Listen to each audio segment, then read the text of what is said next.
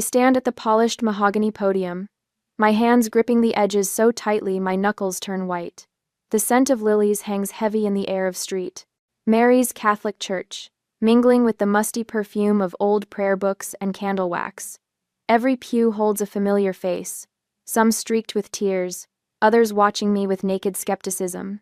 My grandmother's casket sits before the altar, draped in white roses. Lucia Rivera, the family matriarch, the keeper of traditions, and the only person who truly saw me. My index cards tremble between my fingers. I glance up to see Chelsea in the front row, her perfectly mascaraed eyes narrowed, lips pressed into a thin line of disapproval. My parents sit beside her, Dad checking his watch, Mom dabbing at dry eyes with a handkerchief that hasn't caught a single tear. Ophelia, Father Dominguez prompts gently. Whenever you're ready. I clear my throat, the sound echoing through ancient speakers. Thank you for coming to honor my grandmother today. My voice sounds strange in my ears, too high. I take a breath and start again, lower this time. When I was 8 years old, Grandmother Lucia taught me to bake oatmeal raisin cookies.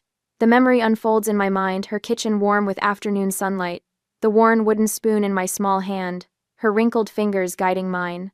Not chocolate chip, which every child prefers. Oatmeal raisin, because they were my grandfather's favorite before he passed. A few heads nod in recognition.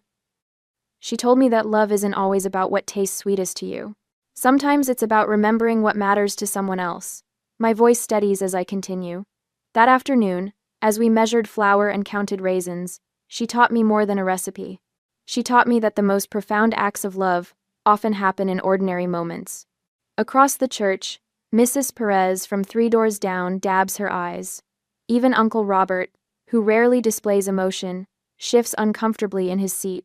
Grandmother Lucia lived by this principle every day of her 91 years. She remembered everyone's birthdays, anniversaries, and hardships. She kept a calendar filled with the important dates of people's lives, not because she had to, but because she believed that remembering matters. The silence in the church grows deeper. Several people nod in recognition. In her final weeks, when speaking became difficult, she asked me to read to her from that same recipe card, now yellowed with age. This, she whispered, is what remains when everything else falls away. The love we put into small things. I look up from my notes to find most of the congregation leaning forward. Even my father has stopped checking his watch. As we say goodbye to Lucia Rivera today, I hope we can all carry forward this lesson. That true wealth isn't measured in possessions, but in the consistency of our care for one another. When I finish and step away from the podium, scattered applause breaks out, unusual for a funeral, but somehow fitting. Several people wipe tears as I walk back to my seat. My cheeks burn. My heart pounds against my ribs like it might break free. Mrs. Gonzalez from Grandmother's Garden Club reaches across the aisle to squeeze my hand. Only Chelsea's cold stare follows me, her lips curved in a smirk that says she knows something I don't. Later, I find a quiet corner of the reception hall, away from the buffet tables laden with casseroles and the clusters of relatives trading stories. The church basement smells of floor polish and coffee. I lean against the cool cinder block wall, letting my breathing slow. The memory I shared wasn't entirely truthful. Grandmother did teach me to bake cookies, but the conversation about love happened years later, when I was 23 and heartbroken over a job rejection. I combined the memories, polished them into something that captured her essence rather than the literal truth. The guilt of this small embellishment sits like a stone in my stomach. I close my eyes, remembering how Grandmother's kitchen always smelled of cinnamon, and how her hands, though spotted with age, moved with such certainty. How different from my childhood home, where Chelsea's dance recitals and debate trophies dominated the mantel while my perfect attendance certificates disappeared into drawers. You have a librarian's soul, Grandmother once told me when I showed her my carefully organized bookshelf. Not a criticism like when my mother said I was too quiet to make an impression, but an observation of something valuable in me. Now she's gone, and the strange weight of being truly seen by someone has disappeared with her. Miss Rivera? I open my eyes to find a slender man in a charcoal suit standing before me, leather portfolio tucked under his arm. Yes? Henry Gutierrez. He extends his hand. I was your grandmother's attorney. My condolences for your loss. Lucia was a remarkable woman. Thank you. His handshake is firm, his eyes direct and intelligent. I need to speak with you about some matters concerning your grandmother's estate. Would you be able to come to my office tomorrow morning? Before I can answer, Chelsea materializes beside us, her black dress impeccably fitted, not a hair out of place despite the tears she dramatically shed during the service. "What's this about? Party Antelich's 9.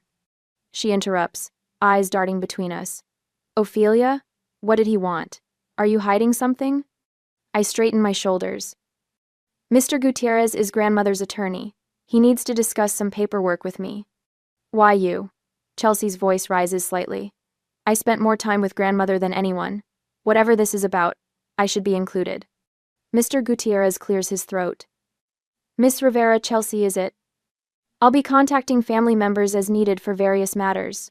Right now, I need to speak with Ophelia specifically." I notice my parents hovering nearby, suddenly interested in my conversation when they've barely spoken to me all day. "It's probably just paperwork," I say, surprised by the firmness in my voice. "I'll handle it." Chelsea's eyes narrow. "Since when do you handle anything important?" 10 o'clock tomorrow, Miss Rivera," Mr. Gutierrez says to me, ignoring Chelsea's barb. "My office is on Broadway, just past the old theater." As he walks away, Chelsea follows, already launching into a story about how close she and grandmother had been. My parents draw closer, Mom adjusting my collar like I'm still 12. "What was that about?" she asks, her tone casual but her eyes sharp. "Just some documents to sign, I imagine," I answer, stepping back slightly. Dad frowns. "Strange, he'd approach you directly. Your mother and I were her children, after all." Before I can respond, a warm voice calls my name. Marion, the head librarian where I work, approaches with arms outstretched. Her silver-streaked hair catches the fluorescent light, her sensible shoes squeaking slightly on the polished floor. "Your speech was beautiful," she says, wrapping me in a hug that smells of lavender and book dust. "Your grandmother would be proud." Over her shoulder, I watch my family retreat to the dessert table, huddled in conversation, their eyes occasionally flicking back to me. "Thank you for coming," I tell Marion when we separate. "It means a lot." She studies my face. "Everything okay? Besides the obvious, of course." I have a choice: brush it off, or confide in someone I trust. The weight of the day suddenly feels too heavy to carry alone. I'm not sure what's happening, I admit quietly, but something feels off. The family is acting stranger than usual, and grandmother's lawyer wants to meet with me specifically tomorrow.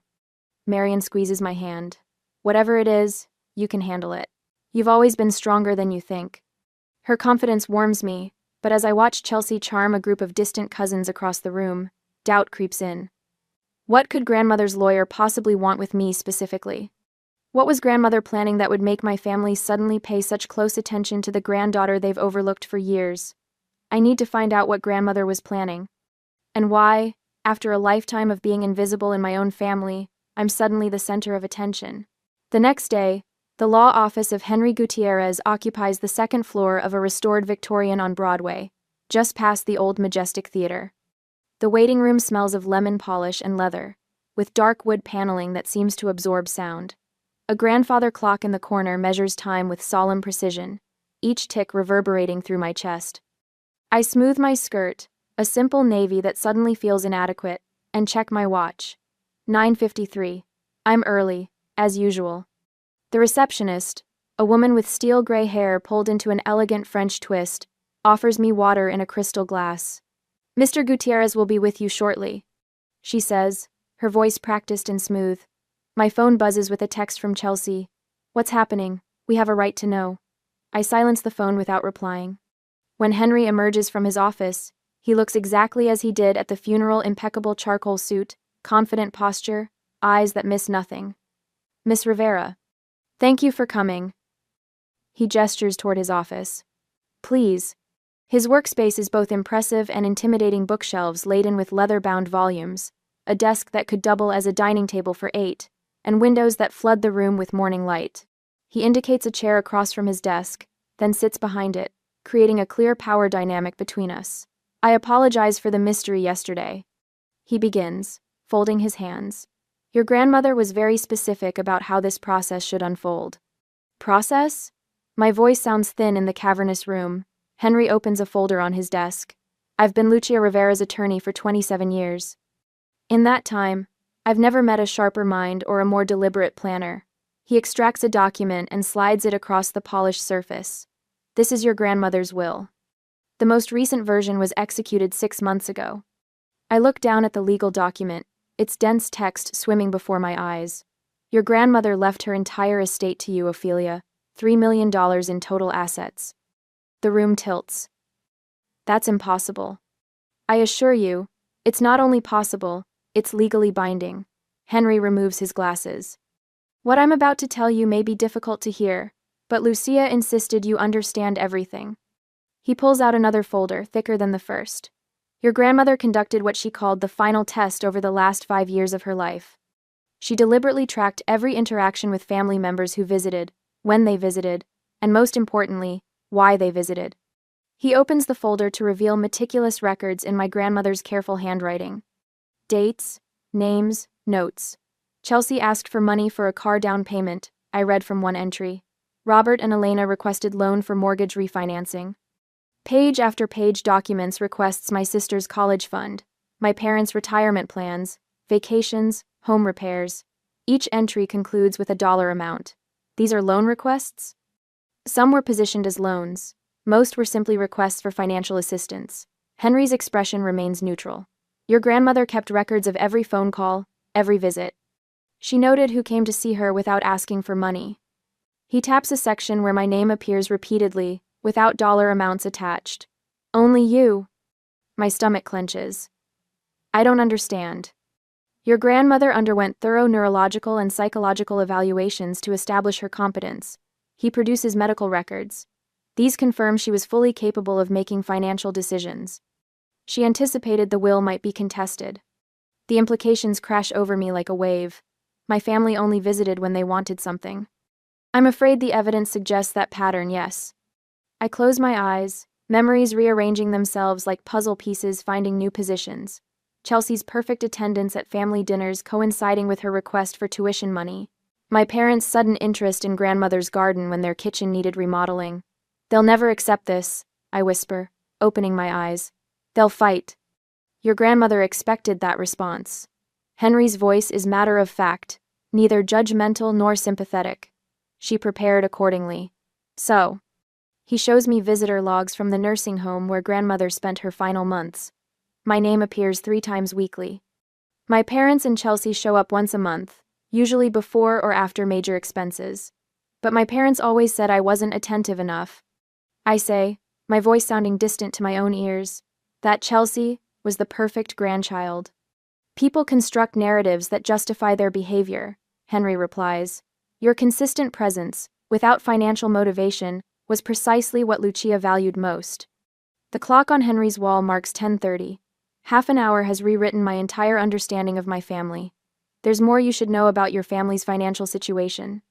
Henry continues, producing yet another folder. Your parents took out a second mortgage 3 years ago. They have substantial credit card debt. He shows me financial records, obtained legally through discovery during the estate planning. My parents' precarious finances spread before me in stark black and white. Chelsea? I ask. Your sister maintains an expensive lifestyle. Designer clothes, European vacations. He slides across a printout of Chelsea's Instagram feed, champagne brunches, shopping bags from luxury stores, captions about living my best life. All funded by our parents? Henry nods. They've enabled her spending habits for years.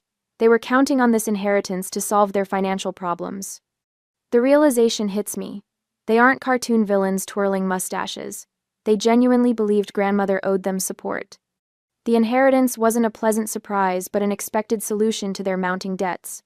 They'll contest the will, Henry says, confirming my fears. They'll look for any weakness, claim Lucia was manipulated or mentally incompetent.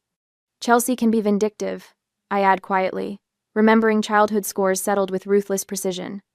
Your grandmother anticipated this reaction. Henry's tone shifts, becoming more personal. Lucia hired me specifically to protect you, Ophelia. She knew this would be difficult. For the first time since entering his office, I feel tears threaten. Not from sadness or fear, but from the overwhelming realization that grandmother had seen everything clearly, the family dynamics, the financial motivations, my isolation within my own family. You're not alone in this, Henry continues. Moses Henderson, your grandmother's neighbor, was a witness to the will signing. He's known your family for decades and can testify to Lucia's mental state and intentions. Moses?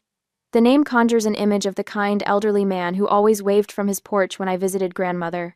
He's aware of your family history and is prepared to support you. Henry explains. I know the legal strategy we'll need to employ. Between Moses's personal knowledge and the documentation Lucia prepared, we have substantial resources. I look again at the will. At my grandmother's signature firm and clear, just like her intentions. Lucia prepared for every possibility, Henry says, gathering the documents into neat piles. She was determined that her final wishes be respected. The grandfather clock chimes 11. In just 1 hour, my understanding of my family has been completely upended. The patterns of neglect and favoritism weren't just in my imagination. The disappointment over my career choice wasn't about the library, it was about money. Chelsea's perfect grandchild act was performance, not love. Yet beneath the shock and betrayal, something else stirs a strange sense of validation. Grandmother had seen the truth. She had valued my visits, my simple company without demands or expectations. In a lifetime of feeling invisible, she had seen me clearly. What happens now? I ask, my voice steadier than I expect. We prepare, Henry says simply. Lucia gave us everything we need to honor her wishes. Now we just need to be as strategic as she was. Outside the window, San Antonio continues its morning bustle, unaware that my world has just been completely transformed. The next morning, the morning of the will reading, brings a knot to my stomach as I enter Henry's office. The reception area fills with my family, the air thick with tension and cologne. My mother adjusts her pearl necklace while Dad checks his watch for the 3rd time. Chelsea sits with perfect posture, scrolling through her phone with manicured nails, occasionally glancing up to study me with narrowed eyes. Henry appears in the doorway, leather portfolio tucked under his arm. Thank you all for coming. Please follow me to the conference room. We file in like soldiers to a court-martial. The conference room feels both grand and suffocating with its mahogany table and leather chairs. A pitcher of water sits untouched in the center, sunlight streaming through Venetian blinds creating prison bar shadows across the polished surface. Before we begin, Henry says, placing his portfolio on the table, I need to share some additional documentation Lucia left in my possession. He removes a leather-bound journal with a faded red cover. This is your grandmother's visitor log. She documented every family visit for the past 5 years. My father leans forward. That seems unnecessary. We visited Mother regularly. Did you? Henry opens the journal, revealing pages of meticulous handwriting. According to her records, the pattern of visits is quite revealing. The room falls silent as Henry turns the pages. Each entry includes dates, times, and detailed notes about conversations. My stomach tightens as I notice a pattern emerging. January 15th, Henry reads. Chelsea visited. Asked for $3,000 for spring break trip to Cancun. Brought store-bought cookies she claimed to bake herself. Chelsea's face flushes. Grandma offered to help. Henry continues without acknowledging her. February 8th. Robert and Susan visited. Asked about second mortgage options. Suggested I consider selling the house. My parents shift uncomfortably. Dad's jaw tightens. March 30th. Ophelia visited. Brought library books and fresh groceries. Fixed loose cabinet in kitchen. Asked for nothing. Henry looks up. This pattern continues throughout. I notice dates circled in red ink. Squinting at the open pages, I see the connection. Those dates, I say, pointing to the red circles, they match exactly with family financial troubles. The day Chelsea crashed her car. When Dad's business partner left. When Mom needed dental surgery. Henry nods approvingly. Lucia was quite observant. He returns the journal to his portfolio and pulls out a document. Now, to the will itself. It was signed by Lucia Rivera 3 months ago, with 2 independent witnesses present. He slides a medical evaluation across the table. This confirms Lucia was of sound mind when making these decisions. The evaluation was performed by Dr. William Barkley, a respected neurologist who specialized in geriatric care. My family stares at the document like it might bite them. I feel a strange sense of power seeing the evidence laid out so clearly. Grandmother hadn't just made a decision. She'd built an airtight case. Henry clears his throat. To the matter of the will. Lucia Rivera has left her entire estate, including the house on Magnolia Street, all financial accounts, and personal belongings, to her granddaughter Ophelia Rivera. The estate is valued at approximately $3 million. The silence lasts exactly 2 seconds before erupting into chaos. This is absurd. Chelsea jumps to her feet, face contorted with rage. She made up that eulogy to look good. She was barely there for Grandma. My mother's hand trembles as she points at me. You manipulated a sick old woman. Your own grandmother. We're contesting this immediately, Dad announces, pulling out his phone. I'm calling our attorney. Grandmother knew exactly what she was doing, I say, my voice steadier than I expected. The words rise from somewhere deep inside me, a place I barely recognized existed. She documented everything. She saw everything. My father's face reddens. This won't stand in court. Mother was 91 years old. She couldn't possibly have understood. The will has already been filed in probate court, Henry interrupts calmly. You're welcome to contest it, but I should warn you that the process could take months. Lucia anticipated this reaction and prepared accordingly. Her documentation is extensive. Chelsea grabs her purse, nearly knocking over her chair. You won't get away with this, Ophelia. We all know who you really are, a nobody who couldn't even finish college without Grandma's money. That's enough, Chelsea, I say, not raising my voice but not backing down either. Something has shifted within me. For the first time in my life, I don't feel small in their presence. My parents exchange glances, a silent conversation I've witnessed 1,000 times but never been included in. They stand in unison. This isn't over, my mother announces, smoothing her skirt. Not by a long shot. They storm out, Chelsea trailing behind with one final venomous glare. The door slams so hard the water in the pitcher ripples. In the sudden quiet, I realize I'm still sitting straight, shoulders back, breathing normally. My hands aren't trembling. I haven't apologized once. Henry sits down across from me. Your grandmother prepared everything. She knew exactly how they would react. The door opens again, and an elderly black man in a crisp button-down shirt enters. His silver hair contrasts with dark skin, and he walks with a dignity that suggests years of standing his ground. Moses, Henry says, standing to shake the man's hand. Thank you for coming. Moses Henderson nods at me. Miss Ophelia, my condolences about Lucia. Moses was one of the witnesses who signed your grandmother's will, Henry explains. He's lived next door to her for 30 years. Lucia asked me specifically, Moses says, settling into a chair with the careful movements of age. She knew what might happen after she was gone. Was she? I hesitate, voicing the fear Chelsea planted. Was she fully aware when she signed? They'll claim she wasn't. Moses chuckles, a warm sound that fills the room. Young lady, Lucia Rivera was sharp as a tack right until the end. Mine like a steel trap. She knew exactly what she wanted and why. Relief floods through me. Thank you for telling me. But she talked about you, you know. Moses leans forward, elbows on the table. Not often Lucia wasn't one for idle chatter, but when she did, there was pride in her voice. My throat tightens. Really? She'd mentioned books you recommended. How you fixed things around the house without being asked. Small things, but important ones. His dark eyes, clear despite his age, hold mine steadily. Young lady, I know she truly loved you. The simple statement hits me with unexpected force. Not the inheritance, not the victory over my family, but this confirmation that grandmother's love had been real. This is what makes tears spring to my eyes. I loved her too, I managed to say. Henry clears his throat. We have a strong case, Ophelia. The documentation is impeccable, but your family won't give up easily. I look between these two men, strangers days ago, allies now, and feel something unfamiliar taking root. Not just confidence, but a sense that I'm not facing this alone. Can I really stand up to them after all these years? The question slips out before I can stop it. Moses smiles, revealing a gold tooth that catches the sunlight. Lucia thought so, and that woman was rarely wrong about people. I nod, straightening the papers before me with steady hands. For the first time since grandmother died, I feel certain of my path forward. The battle has just begun, but I'm no longer afraid of the fight. I place another legal tome on the growing stack beside me, rub my tired eyes, and check the time.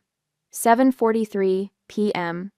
3 days after the will reading, and I've barely left this conference room in Henry's office. Undue influence requires proof that I isolated grandmother from the family. I say, underlining a passage with my finger. They visited her, though not often. That argument won't stand.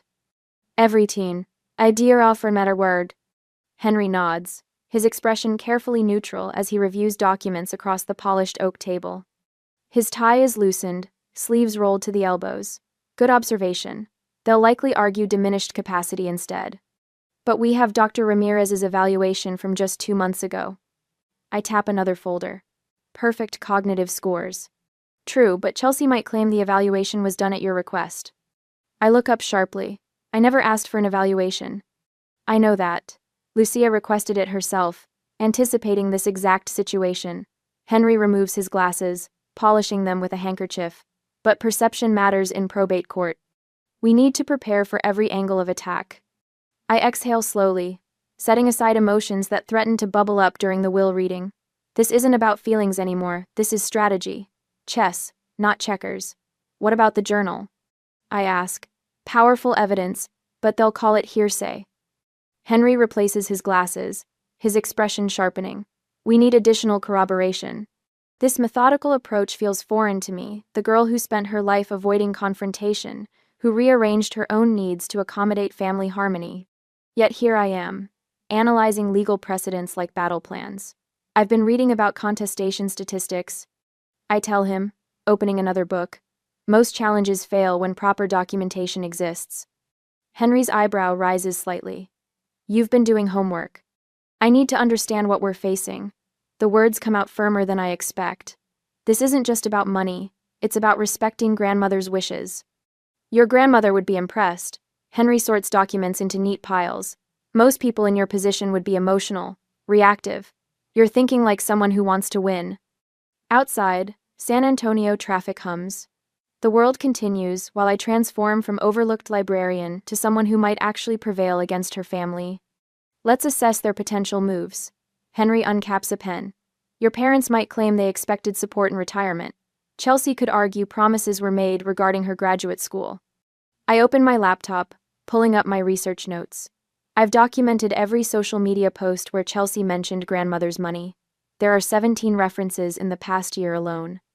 Henry smiles, a brief flash of approval. Good. And I've prepared affidavits from Lucia's Bridge Club members who witnessed Chelsea's behavior at holiday gatherings. The conference room door opens, and Moses enters carrying a cardboard box. Despite his 78 years, he moves with purpose, setting the box on the table. Found these while cleaning out my garage. He pats the box. Birthday cards Lucia sent me over the years. She often mentioned your visits, Ophelia. How you never asked for anything, just brought books you thought she'd enjoy. I blink back unexpected tears. You kept all these? Course I did. Moses straightens his cardigan.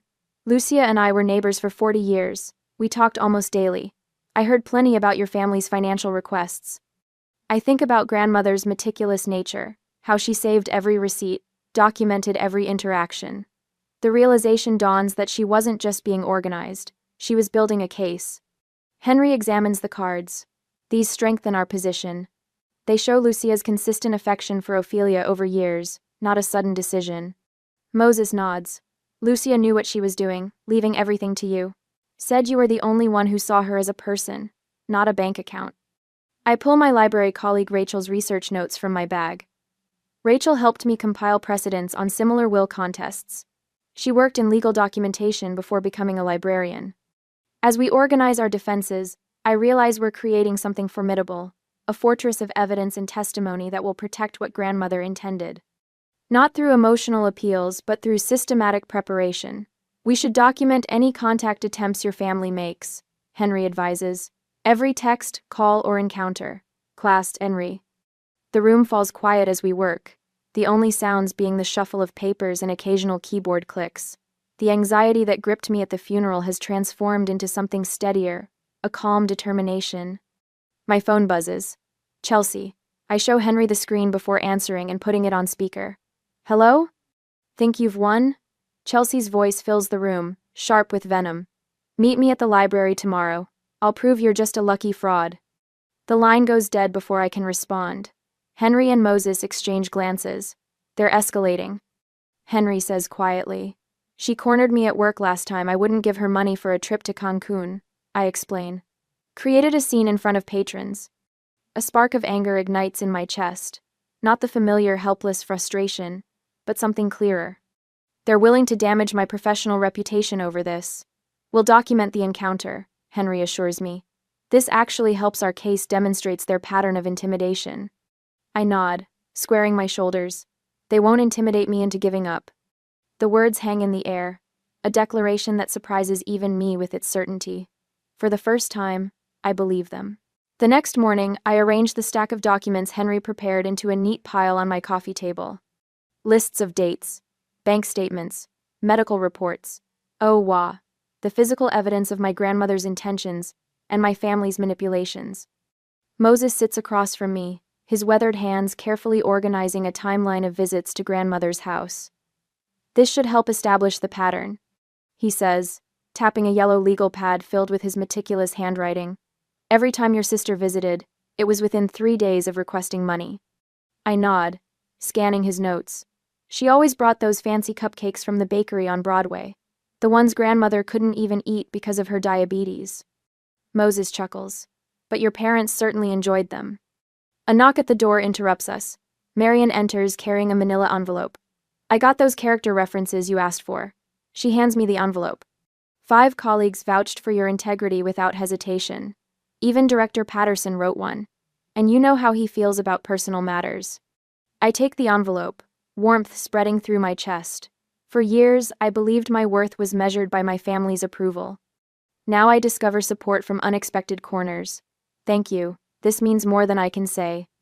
Marian squeezes my shoulder before sitting beside Moses. Any word from Henry about the hearing date? Not yet. I open my laptop to check my email. He wants everything in order before we proceed.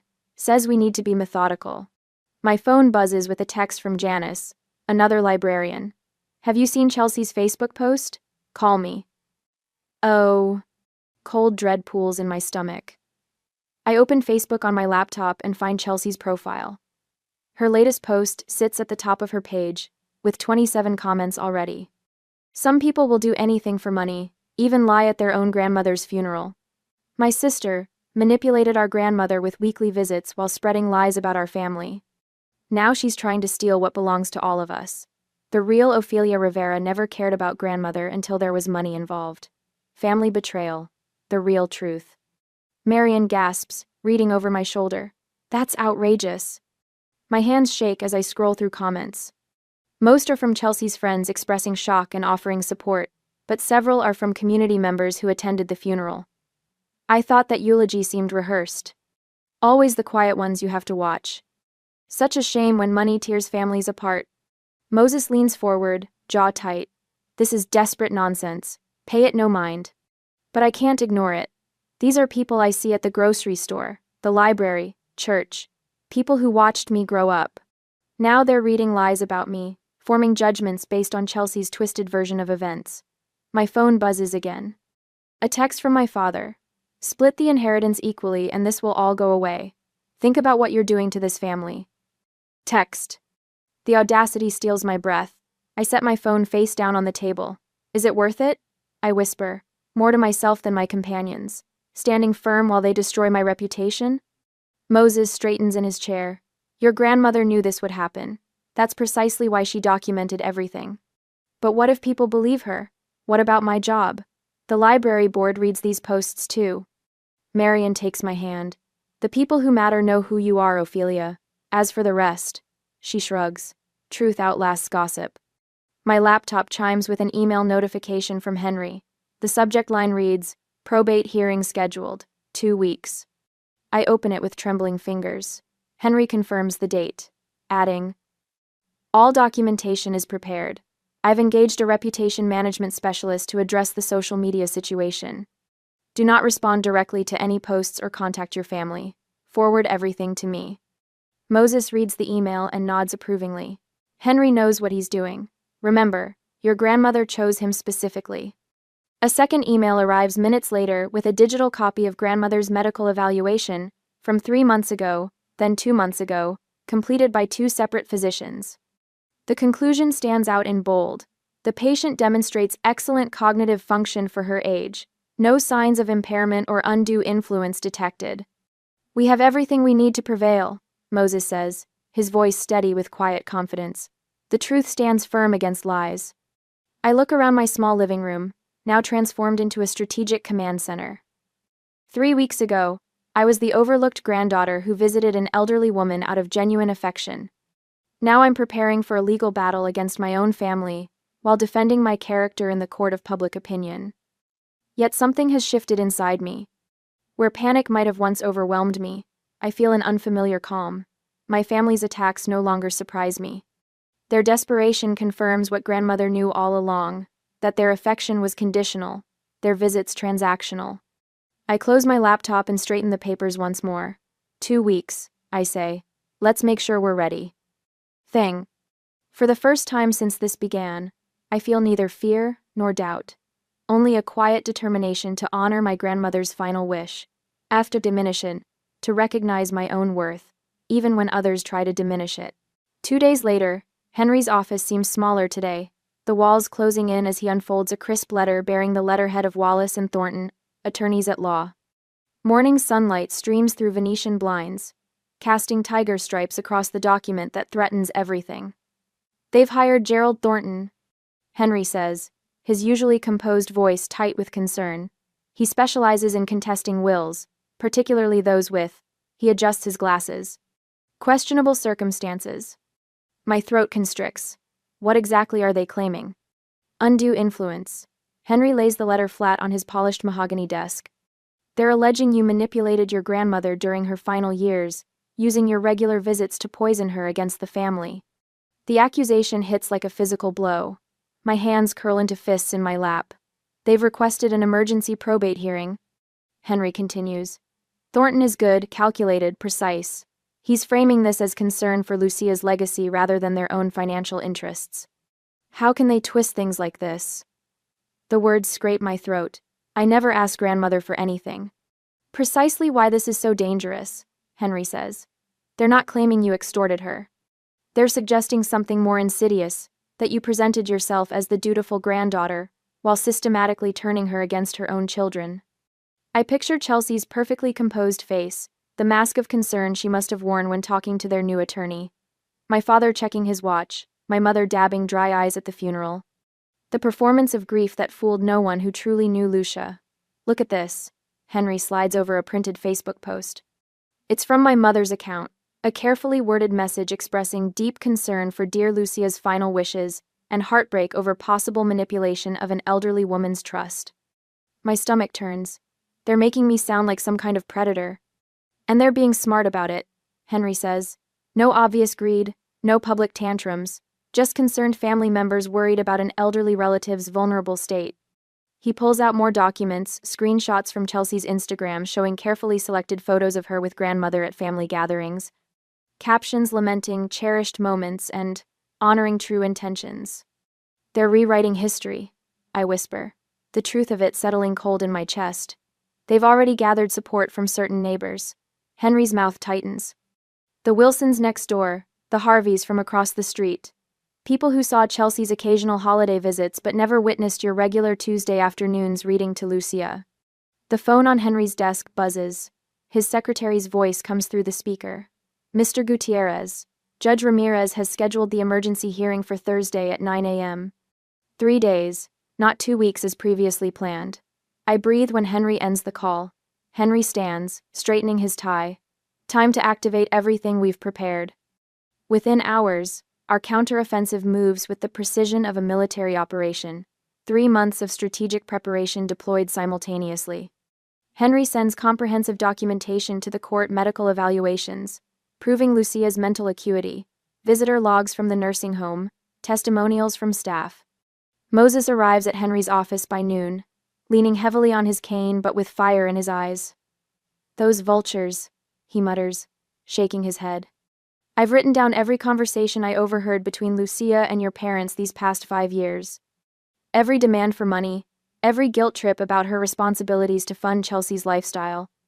Marion from the library coordinates character references from colleagues.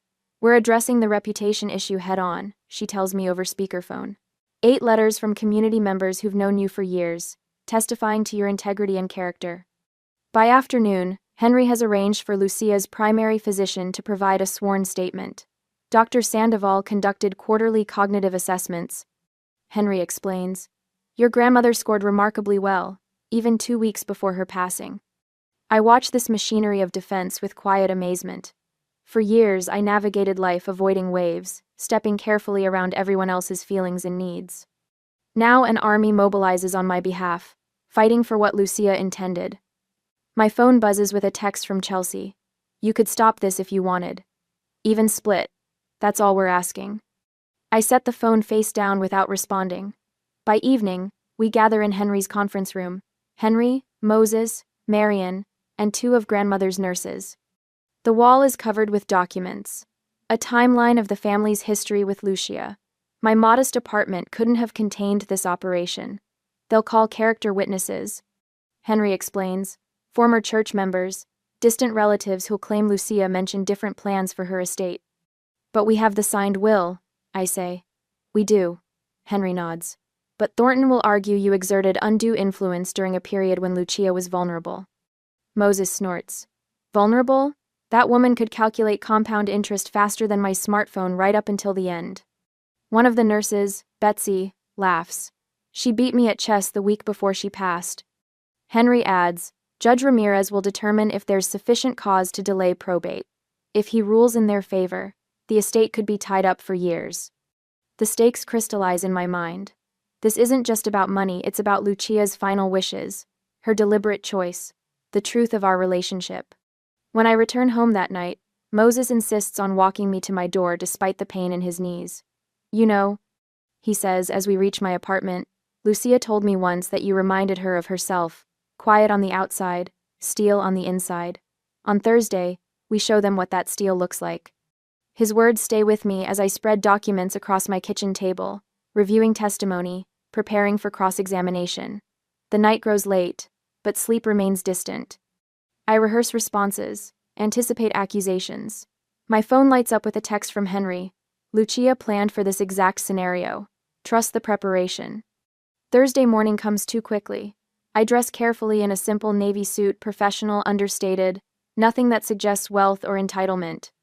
As I fasten a small silver pendant Lucia gave me for my 25th birthday, I catch my reflection. The woman looking back at me stands straighter than the one who delivered a nervous eulogy just months ago. The woman in the mirror knows what's at stake, not just millions of dollars, but the truth of who Lucia Rivera was and what she truly valued. My phone rings. Henry's voice comes through clear and confident. Cars waiting downstairs. It's time. I take one last look at the scattered papers, the battle plan for tomorrow's confrontation. Everything that's been building since that day in the church, when Chelsea's cold stare followed me from the podium. This is the point of no return. I'm ready, I tell Henry. And for the first time, I truly am. That same morning, the county probate courtroom smells of furniture polish and institutional air conditioning. I sit at a polished oak table beside Henry, my hands folded in my lap to stop them from shaking. The gleaming wood surfaces reflect the overhead fluorescent lights, casting the whole room in a clinical glow that makes even the judge's dark wooden bench look sterile. My family sits across the narrow center aisle, Chelsea's hair styled in an elegant updo, my mother in a somber navy dress with pearl earrings, the ones grandmother gave her for her 40th birthday. My father's silver gray suit looks freshly pressed, his expression calibrated to concern rather than angry. Their attorney arranges documents with the precision of a surgeon preparing instruments. All rise. The bailiff announces as Judge Ramirez enters, a woman in her 60s with silver hair cut in a practical bob and reading glasses perched on her nose. After the formalities, their attorney rises first, buttoning his suit jacket. Your Honor, this is a straightforward case of undue influence. Lucia Rivera was a beloved matriarch who, in her declining years, fell victim to manipulation by her granddaughter, Ophelia. My stomach tightens. The audacity of his claim lands like a physical blow. Miss Rivera systematically isolated her grandmother from other family members. Lawyer Thornton continues, his voice carrying the practiced cadence of a seasoned litigator. She cultivated dependence while the deceased was vulnerable. The result was this highly unusual will that disinherits Miss Rivera's parents, Lucia's own son, and her younger sister. Thornton gestures to my family. The Riveras simply want what their mother and grandmother intended before she fell under influence. They're not asking for anything beyond what family tradition and Lucia's own statement suggested would happen. My mother dabs at dry eyes with a handkerchief. Chelsea nods solemnly. The performance is flawless, concerned family members looking out for an elderly woman's true wishes, not greedy relatives after money. The evidence will show, Thornton concludes, that this will represents Ofelia Rivera's wishes, not Lucia Rivera's. When Henry stands, he doesn't match Thornton's theatrical style. His movements are measured, his voice steady. Your Honor, the respondent has presented a compelling story. Unfortunately for them, it's fiction. He lifts a thick binder. What's not fiction is this documentation spanning 15 years. He walks the binder to the judge's bench. This contains visitor logs from Lucia Rivera's retirement community, signed by security guards. These logs show that while Ofelia visited her grandmother weekly for years, her parents and sister only appeared when they needed money. Thornton jumps up. Objection. Counsel is making accusations without foundation. I'm establishing pattern and motive, Henry responds calmly. And I have the foundation right here. He returns to our table and lifts another binder. Financial records showing 17 separate occasions where Chelsea and her parents requested substantial sums from Lucia Rivera, followed by periods of no contact until the next financial need arose. Financial maze of the sign-to-getters say. The judge accepts the second binder, flipping through pages with a deepening frown. Most revealing, Henry continues, are Mrs. Rivera's own journals, where she documented her concerns about her family's motivations.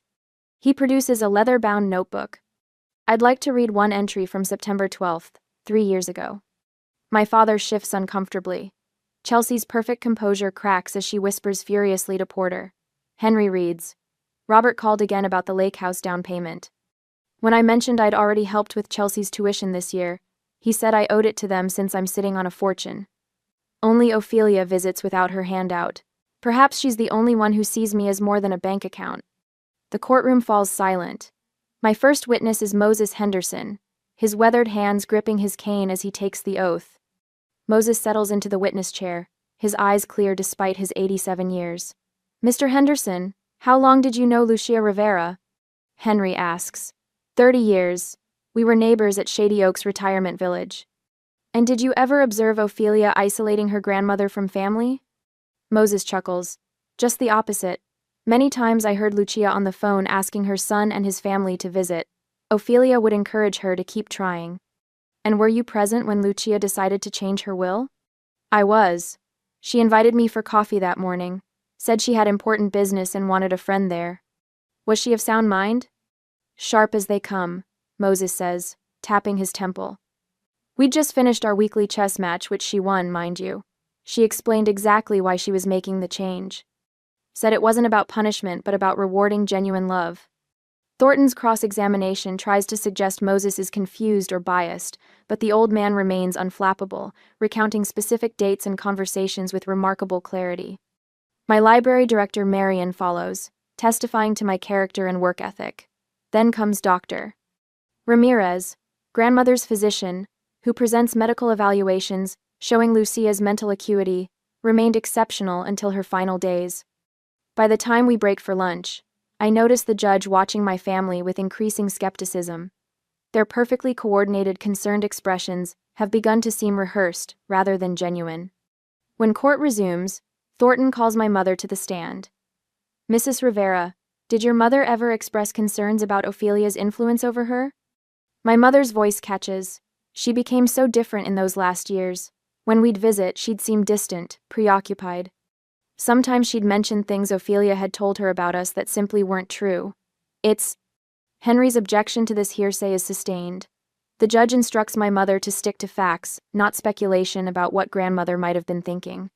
Chelsea testifies next, presenting herself as the devoted granddaughter who simply couldn't visit as often due to her demanding career.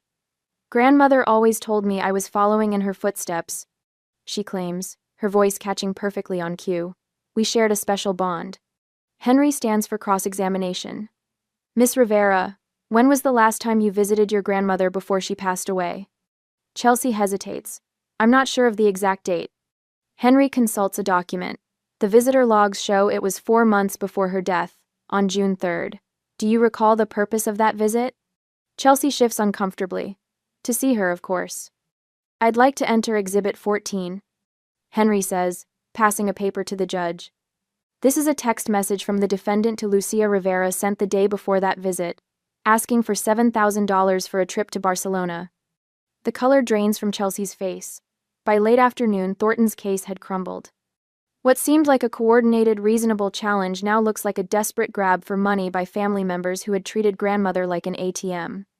The judge removes her reading glasses, rubbing the bridge of her nose before addressing the courtroom. I've reviewed the evidence thoroughly, and I find no grounds to invalidate Lucia Rivera's will. The documentation shows a pattern consistent with a woman of sound mind, making a deliberate choice based on years of observation. She turns toward my family. The evidence suggests that Miss Ophelia Rivera was the only family member who demonstrated consistent care without financial motivation. The will stands as written. Chelsea's composure shatters. "This isn't fair," she shouts, rising from her seat. "She was manipulated. Ophelia never deserved to be her favorite." "That's enough," the judge says sharply. "One more outburst and I'll find you in contempt. Furthermore, I'm ordering the plaintiffs to pay all legal costs associated with this frivolous contest." She looks directly at my parents. Any further harassment of the defendant could result in additional legal consequences. This matter is closed. The gavel strikes with finality. As we exit the courtroom, Moses catches up to us in the hallway, tears glistening in his eyes. "Lucia would be so pleased," he says, patting my hand. "She knew exactly what would happen. She told me once that sometimes people need to face consequences to grow." Henry organizes his briefcase, satisfaction evident in his precise movements. "Justice has been served exactly as your grandmother intended," he says. "The estate will be transferred to your name within 30 days. Through the window, I watch my family hurry to their car, heads bowed, Chelsea still wiping angry tears from her cheeks. For the first time, they look small to me, diminished not by their defeat but by the revelation of who they truly are. A strange calm settles over me. The inheritance is secure, but more importantly, I understand now what grandmother tried to teach me through her recipes, her stories, her quiet affection. Value isn't measured in dollars but in the consistent care we offer one another without expectation of return. The courtroom empties around us, but witnesses from the neighborhood linger, several approaching to congratulate me. "Mrs. Gonzalez from the garden club embraces me. Your grandmother spoke so highly of you," she whispers. "Now I see why." In that moment, standing in the echoing courthouse hallway, I realize the true victory isn't the money or even the vindication. It's the knowledge that I was seen, truly seen by someone who mattered. And in her seeing me, she helped me finally see myself. 6 months after the probate hearing, I park in my usual spot at the San Antonio Public Library and check my reflection in the rearview mirror. The woman staring back bears little resemblance to the nervous librarian who once trembled while delivering her grandmother's eulogy. Same hazel eyes behind wire frames, same brown hair tucked behind my ears, but the hesitation that once shadowed my face has vanished. The courthouse victory changed more than my bank account. Chelsea removed her vicious social media posts within hours of the judge's ruling. My parents stopped appearing at community events where they might encounter me. Their retreat wasn't graceful, but it was complete. Mrs. Gonzalez from Grandmother's Garden Club catches me walking toward the library entrance. "Ophelia." Just the person I wanted to see. Her weathered hands grip mine. "Those planters you donated for the community garden are blooming beautifully. Lucia would be so proud." "Thank you," I say, no longer flinching at the mention of my grandmother. The garden was important to her. "And to you," Mrs. Gonzalez says, squeezing my hand. "You know, I misjudged the situation with your family. Many of us did. I should have known better." I smile.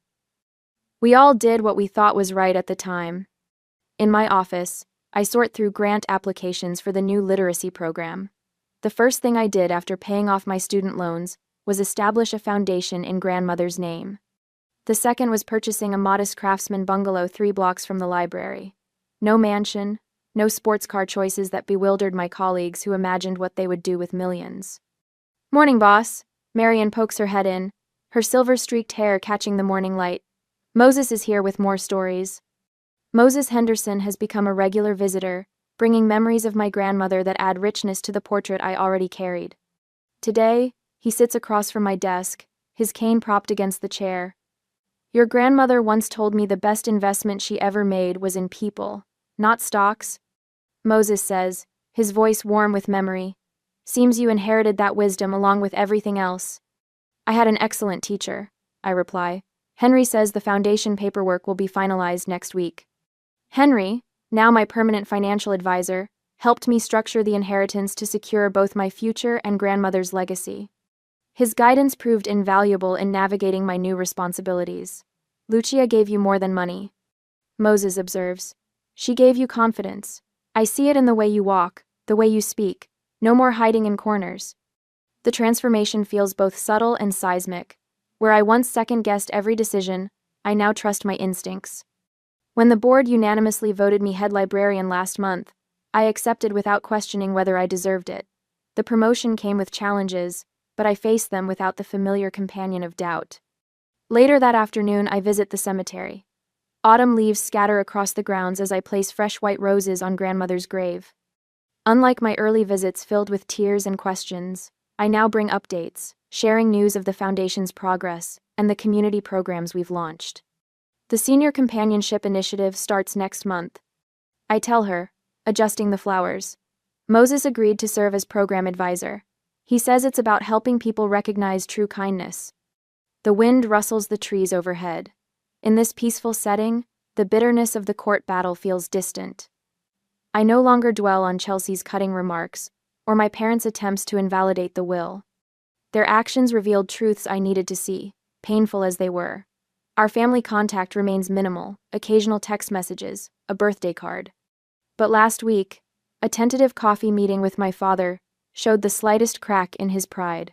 He mentioned a community art show without once bringing up the inheritance. Back at the library, I find Amanda, our newest librarian, frantically reorganizing a cart of misplaced returns. Her frustration explodes when she knocks over a carefully sorted stack. "This is impossible!" she snaps, her voice sharp enough to draw attention from nearby patrons. Nobody respects the system. Why do I even bother? 6 months ago, I might have retreated from her anger, taking it personally. Today, I see beyond her words to the overwhelming pressure beneath. The hardest people to love often need it most. I say, kneeling to help gather the scattered books. "Take a break. I'll finish this." Her shoulders drop. "I'm sorry. It's not the books. My mother's health is declining and I'm trying to arrange home care from 3 states away. My grandmother struggled with the same issue before moving to assisted living," I tell her. "I have some resources that might help. Let's talk after your shift." This interaction, this ability to remain steady in the face of another's distress, marks the most profound change in me. Grandmother's true gift wasn't the money. It was teaching me to recognize the value of compassion, especially when it's difficult to give. That evening, my phone buzzes with a text message. My mother's name appears on the screen, sending a familiar flutter of anxiety through my chest, but it settles quickly. Her message reads, "Would you consider joining us for Christmas dinner this year?" I stare at the words, remembering holidays filled with tension and unspoken resentments, but also remembering the oatmeal raisin cookies grandmother taught me to bake, and her gentle wisdom about love, not always being what tastes sweetest to you. Perhaps it's time for us all to sit down and see each other as family again. Not because the past didn't happen, but because Lucia Rivera taught me that true inheritance isn't counted in dollars. It's measured in the courage to offer kindness where it hasn't always been returned. I text back, "I'd like that. Should I bring dessert?"